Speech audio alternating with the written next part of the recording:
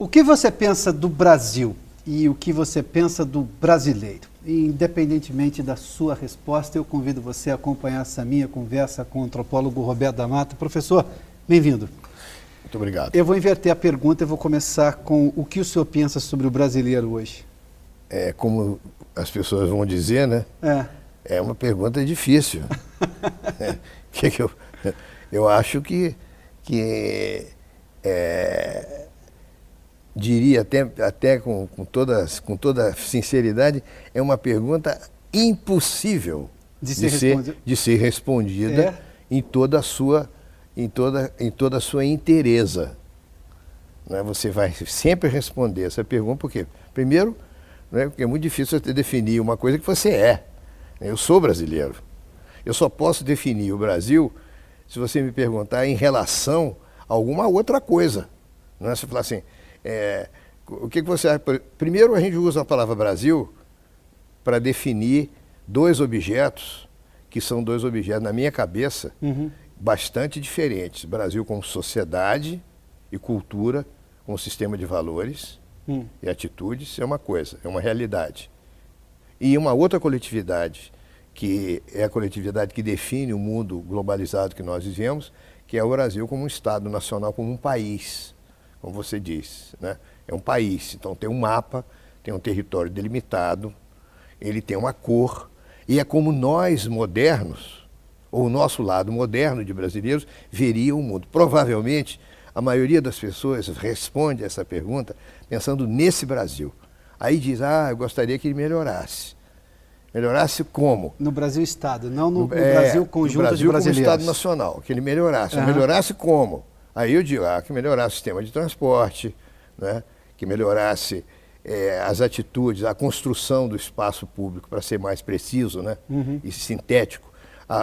O espaço público brasileiro fosse mais igualitário, as pessoas se respeitassem mais umas às outras. Eu gostaria que as pessoas, as desigualdades diminuíssem, porque eu vejo, no Rio de Janeiro, por exemplo, você não pode mais olhar para nenhum morro, né, que são lindos, aquelas montanhas do Rio de Janeiro, todas ocupadas por gente que, teoricamente, na percepção comum, seriam pessoas subordinadas, seriam pessoas que participariam do mercado de trabalho de maneira marginal, etc. Então eu responderia assim. Agora, se você perguntar, não, Roberto, não olha para esse Brasil, Estado Nacional. Eu gostaria que o Brasil fosse tão rico quanto os Estados Unidos, por exemplo, ou quanto a França, tivesse uma cultura, tivesse museus. Meu Deus, como os museus que eu vi em Paris. Essa é uma resposta. Agora, se falar assim, não, responde do lado do Brasil como cultura, sociedade, conjunto de valores. Aí eu dizia, aí não tem que mudar nada, porque é o que nós somos, no fundo. Eu vou mudar o quê? Eu vou mudar o carnaval? Eu vou fazer um decreto para melhorar o carnaval. O carnaval pode ter um progresso no carnaval que vai progredir com as mulheres, vão mostrar a bunda de outra maneira? Ou eu quero bundas que sejam mais feias? É possível ter bundas mais bonitas? Aí você, vou melhorar a comida. Não, a comida de jeito nenhum. Né? Hoje, nós almoçamos juntos, eu comi uma comida tradicional brasileira. Né? Isso. Simplesmente, queridos espectadores, camarões com chuchu, um pouquinho de farofa e feijão. O cara já fica com água na boca. Então eu vou mudar isso, eu vou substituir a batida e dizer que o Brasil vai ficar mais adiantado se todo mundo começar a tomar Johnny Walker. E abandonar a caipirinha. E música. E se a gente falar em música? Ou poesia? Não, eu vou fazer o seguinte, eu não quero mais que vocês leiam a poesia eu quero que a gente deixe de ler Manuel Bandeira e nós todos vamos ler um poeta Shelley.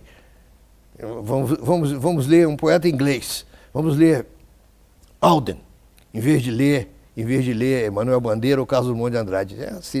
Seria uma pergunta, uma resposta absolutamente surpreendente, porque eu estou falando de coisas que têm a ver com valores que nós, não que esses valores é que tem que entrar em contato com esses outros, né? Então a mudança seria isso, né? Esse diálogo difícil entre essas coisas que nós prezamos e amamos, que estão dentro de nós, e essas coisas que estão vindo, que chegaram de fora. A ideia de que existe uma coisa chamada democracia, quando o Brasil era uma monarquia, o Brasil era parte de um império colonial português, mas com vicissitudes curiosas, porque a família real veio para o Brasil logo no início do século XIX, que é um século muito importante para a história da política mundial, né, muita coisa. A democracia foi fundada exatamente no final do século XVIII, né? E a família real portuguesa, por causa da fundação dessa democracia moderna na França, fugiu para o Brasil, que é um evento também fora do comum na história das realezas.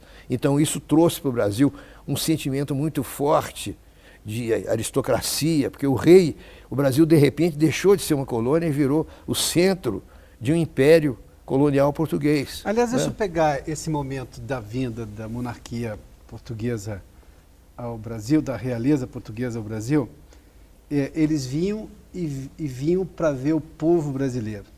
Ou seja, a elite não era o povo brasileiro. Quem é o povo brasileiro hoje? Porque nas conversas que antecederam essa nossa entrevista, e foram várias, as quais me deram muito prazer de conhecer tanta coisa, o senhor sempre fez menção que o povo brasileiro, sempre quando se retrata o povo brasileiro, é o pobre. E o povo brasileiro é o conjunto da sociedade inteira. Com certeza. Mas nunca é visto dessa maneira. Por que há essa distinção? Vem daí essa distinção? Com toda certeza. A sociedade, nos meus livros, né, eu falo que o dilema brasileiro é essa interseção que existe no Brasil entre um modo de ler o Brasil verticalmente, entre superiores e inferiores, porque tinha realmente uma nobreza. Nós tivemos um caso muito raro de uma aristocracia junto com escravidão negra. Talvez seja o único país do mundo que teve isso em todo o seu território nacional, que não é pequeno, porque o Brasil é um continente. Isso. Né?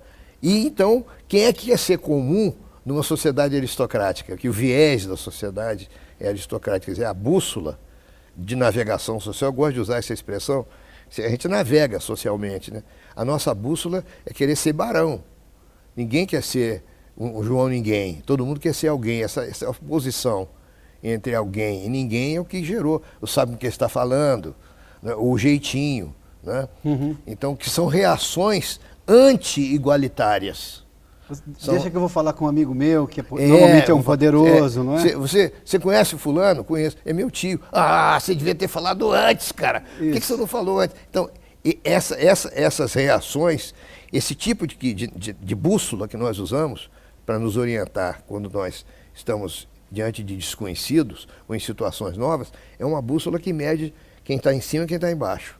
Não é uma bússola da modernidade democrática liberal que foi inventada na França. E na Inglaterra, na França, e depois se americanizou, por assim dizer, porque virou americano e aí se espalhou pelo mundo inteiro através de um monte de coisas. É mais difícil para nós olhar para o lado, né? Sem ficar nervoso, sem que achar que o vizinho deve ter roubado, porque comprou um carro novo e você não. Sem querer comer a mulher do vizinho, que é mais gostosa do que a sua.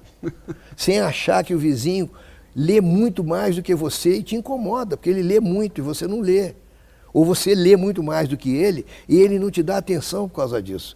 E a nossa atenção tem as tensões, que são as tensões da autoridade, daquilo que você é coagido a fazer, como, por exemplo, agora pagar imposto de renda, é óbvio. Nós não escapamos disso, nenhuma sociedade escapa de um policial que pode te pedir, ver se você está alcoolizado ou não, porque nós temos uma lei seca e tudo. Mas nós temos também as tensões verticais. E você está no trânsito, numa situação de absoluta igualdade com outros motoristas. E é uma cidadania muito igualitária e muito forte, porque não dá para inventar no trânsito aquilo que a gente inventa na calçada, que é não andar na calçada, né? Eu não ando na calçada. Então, você desce em frente, você pega um táxi ou tem um motorista particular que te deixa em frente do restaurante ou da loja ou do shopping que você quer fazer a sua compra. Você não anda muito na calçada, mas dentro do shopping você já começa a se aborrecer, porque tem uma igualdade ali dentro. Como é que tem pessoas? Outro dia saiu a fotografia de um senhor que estava de bermuda e sandália de dedo e camisa de meia, né, que a gente chamava, t-shirt. Né? Isso, uma regata. No aeroporto. Aí tiraram a fotografia foi para a internet, né? E causou, uma pessoa comentou, como é que pode aeroporto ou rodoviária? Isso, foi uma Não tem professora, isso. Foi inclusive. uma professora que é minha colega da PUC, né? Então, coisas que a gente faz sem saber. Quer dizer, mas veja a sensibilidade para a roupa, para os detalhes, para a gesticulação, né? Para a maneira de falar, para os erros eventualmente cometidos, a maneira de segurar um talher, de pegar um copo, que nós temos embutidos dentro dessa cultura, que é uma cultura aristocrática. Quem é que quer ser uma pessoa comum? Ser comum é ser inferior. Ser diferente é você se diferenciar do comum. Convenhamos que numa sociedade desse tipo, você falar em democracia igualitária, onde todos têm direitos e deveres iguais, somos todos iguais perante a lei, é difícil, porque nas sociedades aristocráticas as pessoas não eram iguais perante a lei. As pessoas se diferenciavam. Se você fosse um padre, você era julgado pelas leis da igreja. Se você fosse nobre, você era julgado pelas leis da nobreza. Se você fosse da plebe, você era julgado pelas leis da plebe. Você tinha vários sistemas legais que conviviam ao mesmo tempo e que, de certo modo, sobrevivem no Brasil. Não sabe com quem está falando e no ditado fabuloso, né, que é uma revelação. Esse sim é uma revelação. Não é o carnaval que revela a alma brasileira. É isso, né, falar aos amigos tudo, aos inimigos a lei. Quer dizer, aos inimigos a igualdade. Que incomoda e é duríssimo. Evidente, aos inimigos você dá a igualdade. Vou te tratar como igual, né? Que é o que a gente diz quando briga com um amigo, né? Pô, você fez... Pô, Piotr, pensei que você fosse meu amigo. Agora eu sei que eu vou ter que te tratar como eu trato todo mundo. Aí você vai chorar. Não, acabou o privilégio. Que você como meu amigo, você podia telefonar para mim a hora que você quisesse, você podia falar das suas coisas, eu podia me pedir dinheiro. O ciclo de crédito e débito entre os amigos são ciclos longos, que nunca devem ser interrompidos. Podem ser sugeridos, né, mas não interrompidos. Então, aquele dinheiro que você me emprestou em 1950, que eu estou devendo, você pode, de vez em quando, você soltar uma indireta. Roberto, tem um dinheiro aí que eu queria. Aquela grana de... Mas aí tem que ser assim no ambiente, você não pode me cobrar. Já aconteceu isso comigo, pessoalmente. Não estou falando de uma coisa aérea. Eu emprestei dinheiro para um amigo meu e tive a necessidade de cobrar. Ele ficou não só estupefato, entendeu? Ele ficou admirado de eu estar cobrando e ficou com ódio de mim, porque eu estava cobrando, porque amigo não cobra nada de amigo. Embora ele fosse um devedor e você o credor. Não, mas, exatamente. E aí o que aconteceu? Ele fez um cheque e me deu, e sabe o que eu fiz? Eu culminei dentro dessa lógica dos amigos tudo, rasgando o cheque na frente dele, jogando no lixo e cortando relações com ele. Quer dizer, eu perdi o dinheiro e perdi o amigo, porque eu fiz aquilo que a amizade, digamos assim, são os paradoxos e os limites de uma sociedade que é regida por amizade em confronto com as obrigações igualitárias. E eu poderia chamar isso de mais ou menos desenvolvido? Eu consigo usar um advérbio de intensidade, de nível social, de desenvolvimento social nisso?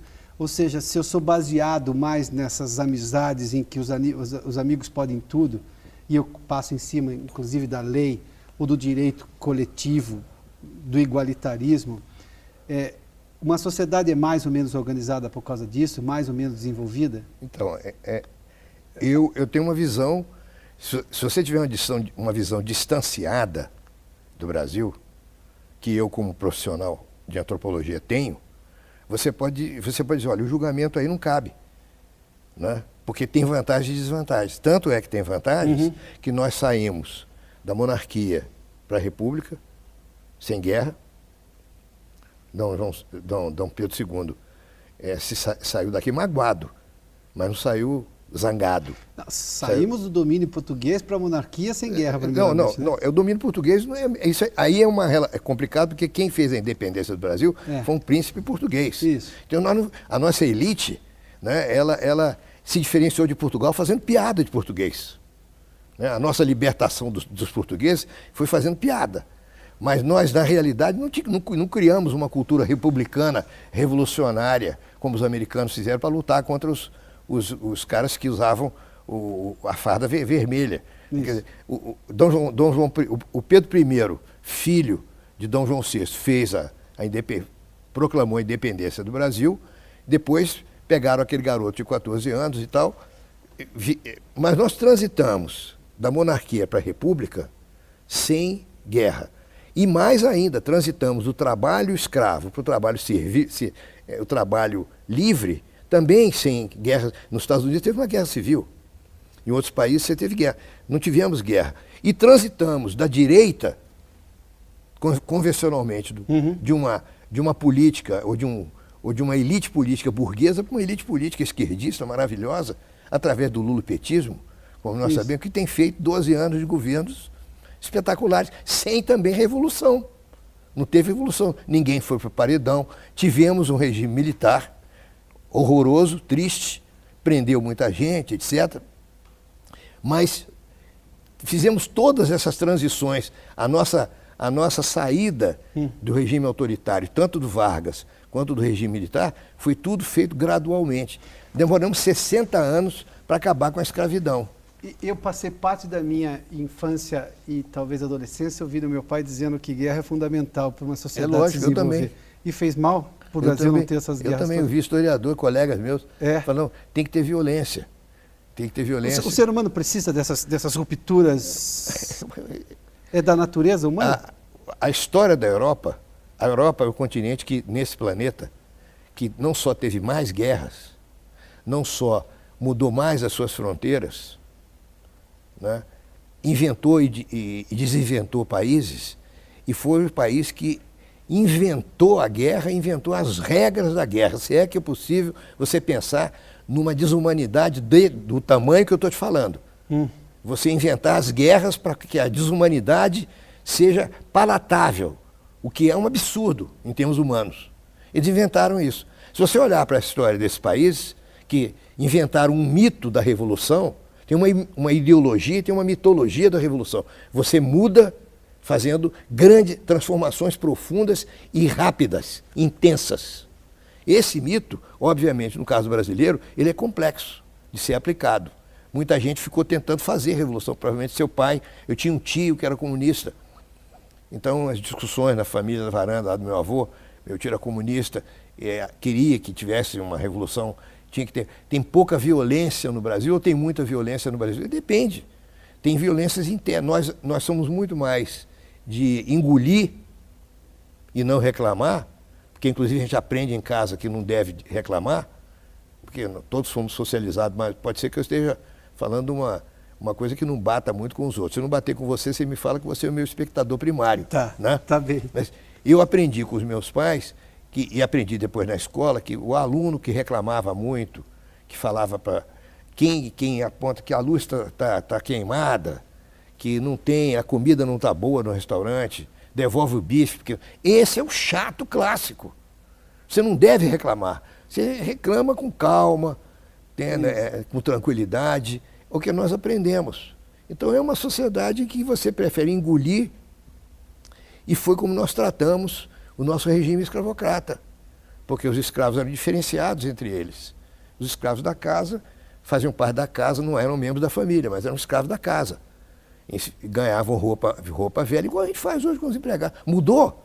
Deixa eu pegar alguns extratos das suas respostas. O igualitarismo, que convivíamos mal aqui no Brasil, e duas dessas observações, eu vou me expor aqui. Eu nasci numa casa que não tinha empregado, até porque sou descendente de imigrantes italianos, proletários, não necessariamente que vieram com recurso. Quando houve recentemente a discussão de direitos para as empregadas domésticas, para mim era uma coisa absolutamente normal. Ela é uma trabalhadora. Lógico. Por que ela tem que ter menos do que o sujeito que aperta parafuso numa montadora? O trabalho é trabalho, o trabalho precisa ter valor. E as pessoas as quais tinham essa relação com a empregada em casa achavam que não, mas esse é um trabalho menor, eu gosto dela. O meu patrão não precisa gostar de mim, ele tem que pagar pelo trabalho contratado e pronto, o valor e por aí vai. Mas eu gosto, ou seja, isso teria que substituir parte do valor ou dos direitos.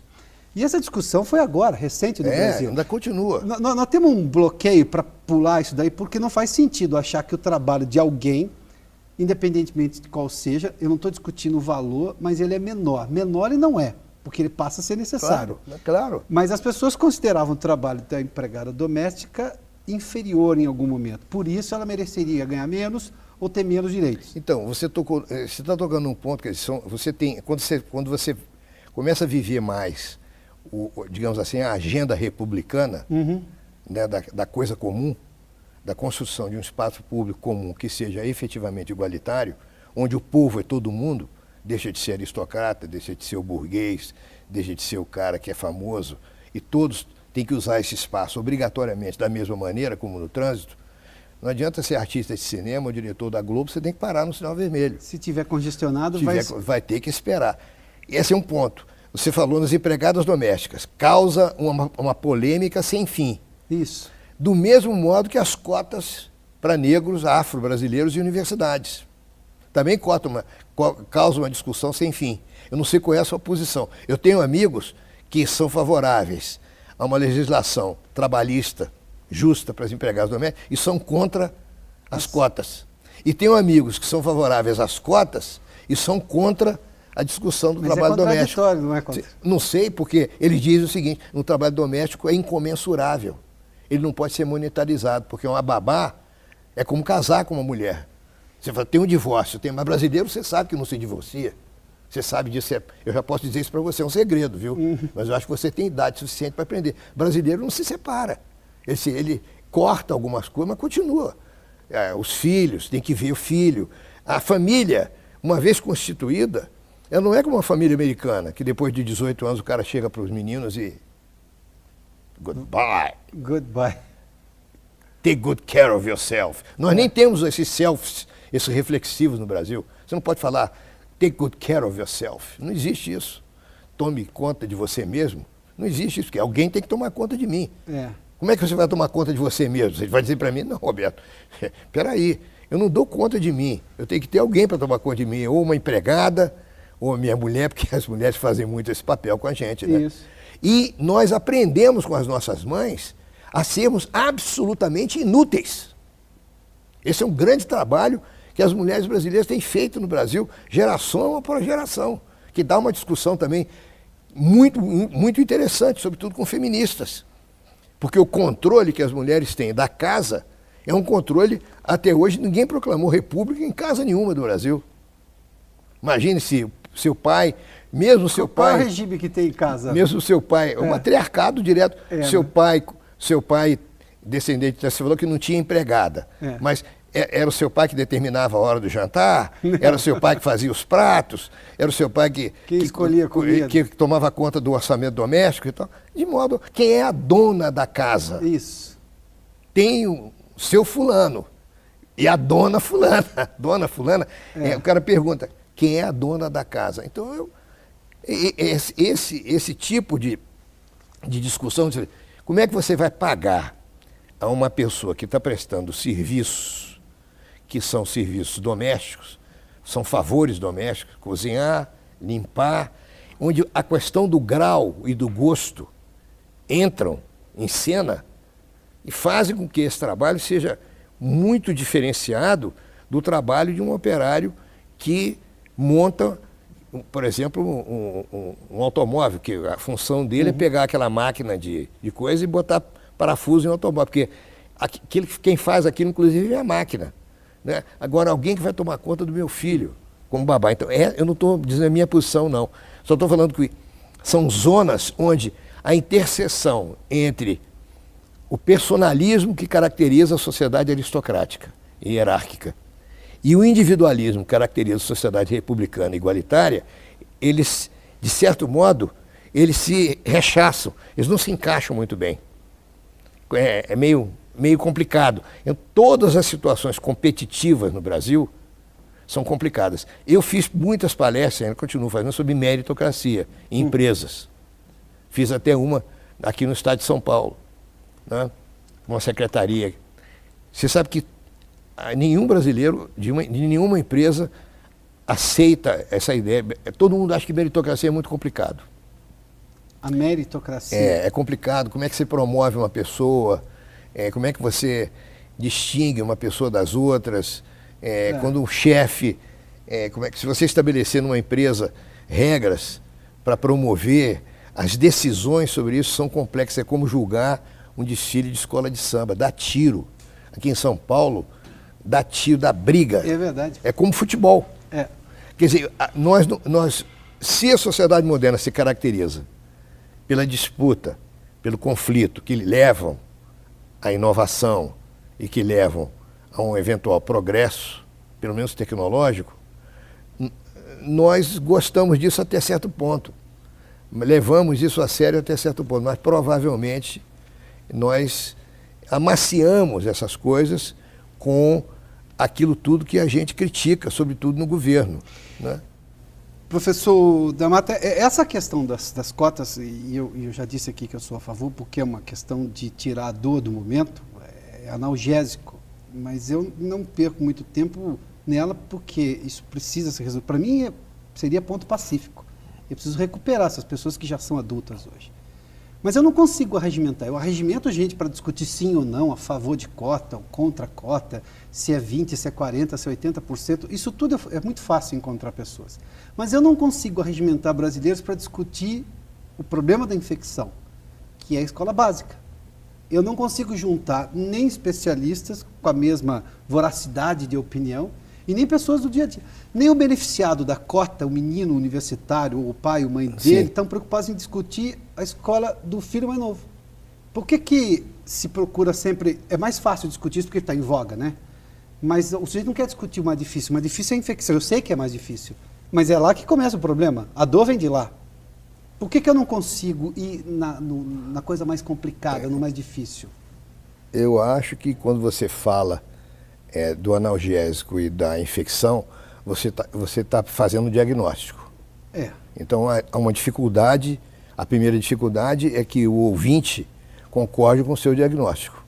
Ele pode achar que não é aí, que o que você está chamando de analgésico é o próprio diagnóstico, entendeu? Você pode trabalhar num outro plano. Em vez de remeter à escola primária, você teria que remeter a um plano do político mesmo, da compensação mais direta, etc. Então, eu acho que primeiro tem uma reação em relação a isso, né? Não obstante, e você também leva a uma outra coisa que os seres humanos geral recusam, né? Que é discutir aquilo que não está na consciência, né? Eu não estou sendo... Quando eu sou um negro e uma pessoa num teatro ou num restaurante de luxo de São Paulo demora mais tempo para me servir, né? É evidente que eu não sou remetido à minha falta de boa escola primária ou de boa educação primária. Eu sou remetido a um problema de uma ausência de consideração de direitos igualitários, etc., que eu tenho e que estão sendo negados para mim naquele momento. Que é uma coisa mais consciente. Exatamente, que é o muito presente. Esse cara não gosta de negro, esse cara não gosta de preto, ele não gosta de mim, né? E aí, por aí eu vou. Eu não caminho nessa direção. Se eu sou rejeitado por uma moça branca com a qual eu tenho a pretensão de namorar, eu descubro, no fundo, que embora ela simpatize comigo, mas ela não pode, ela não quer levar o caso às suas últimas consequências, porque eu sou negro, eu não sou remetido à escola primária. Porque o preconceito racial, ele abrange, né, toda uma educação sentimental, uma coisa muito vasta, muito grande. Então, a escola primária é um ponto fundamental para discutir. Um ponto fundamental. Uma outra discussão fundamental é essa problemática que eu tenho levantado na minha obra. Não é que é a questão de uma sociedade hierárquica, de uma sociedade aristocrática, de uma sociedade que tem os ninguéms, os Joãos ninguéms, os fudidos e gente como nós, né, que tem um desprezo enorme na construção. O outro não existe para nós. Você está andando com dois amigos aqui na Avenida Ipiranga, na Avenida Paulista, no shopping, você está conversando, os meus alunos na PUC estão conversando entre eles, o mundo exterior acaba. Eles estão de mochila, eles batem tudo, ninguém olha para frente. O brasileiro se despede de um amigo olhando para trás. Você vai numa academia, eu vou à academia de ginástica todo dia, não é academia de letras não, é de ginástica, todo dia. Os caras usam peso, as meninas maravilhosas, eu chamo todas de deusas, né? Elas levantam peso, deixam os instrumentos tudo no chão, fica tudo suado, ninguém tem a preocupação de pegar um papel para limpar, mas porque tem gente na academia que limpa o nosso suor. Como em casa tinha gente que fazia o nosso prato. Não tinha empregada, mas tinha sua mãe. Sim. Que eu tenho certeza que fazia o prato e sabia exatamente que o seu pai gostava do arroz em cima do feijão. Já você gostava do feijão em cima do arroz. Vá tomar banho. É muita coisa para discutir, Piotr. Entende? É muita coisa para discutir. É uma engrenagem muito complicada. Agora, o que é preciso, o que é importante, né, é você. Primeiro, você não deve jogar o sistema todo fora. Os franceses sempre tiveram um antissemitismo violento. Os americanos tiveram segregação, os sul-africanos também. A Alemanha mas aplicou-se muito bem ao nacional-socialismo, né?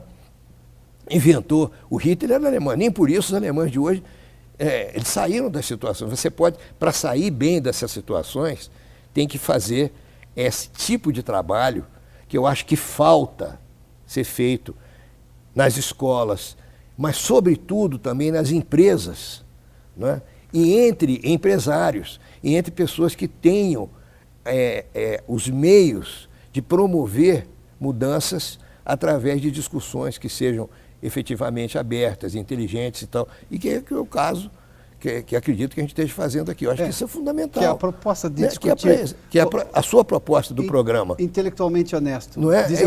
Exatamente. Porque daí avança, eu não tenho parte-pri. O que eu estou dizendo é que eu não sei a solução. Eu sei que é importante. Por exemplo, por que a educação elementar, você diz que é básica? É claro que é básica, porque ela que deveria ser federal, e ela é municipal, né?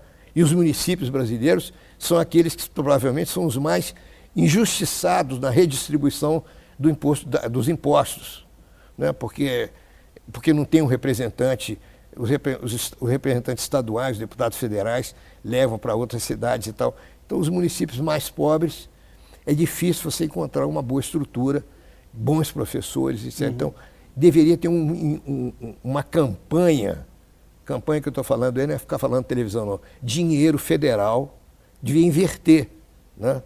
As universidades ficariam por conta dos estados e municípios. O ensino superior. E o básico? O ensino superior. E o básico seria uma responsabilidade, quase que eu diria assim, de honra, né, do governo federal, de criar um país. Aí sim você ia pagar todas as dívidas, né, com escolas exemplares, como você vê nos Estados Unidos. Visitei todas as cidades americanas, você pode procurar andar, cidadezinha pequenininha. Os prédios mais bem construídos, os mais amplos, são as escolas primárias e secundárias, que são gratuitas e são para todos. É claro que hoje existe processos de gentrificação, que eles chamam, né? Mas porque tem uma concentração de renda nos Estados Unidos por causa da crise, etc., se discute muito, mas isso está em muita discussão. Um sistema que foi inventado na Prússia. Os velhos, né, alemães que inventaram. Como é que você pode ter? Aliás, Lutero que inventou, porque Lutero queria proteger todos os protestantes do malandro, do enganador, que é Satanás. Uhum. Então, todo mundo tinha que ler a Bíblia. Quando você lê a Bíblia, você tem que ter uma educação de leitura. E ler a Bíblia em alemão com gótico é difícil.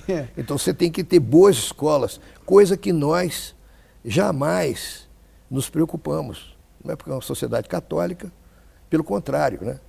Eu lia muito na minha casa e diziam que eu ia ficar louco, o que eu acabei ficando realmente. Professor Roberto da Mata, muito obrigado por nos contemplar com essa sua loucura. Obrigado pela gentileza uma vez mais.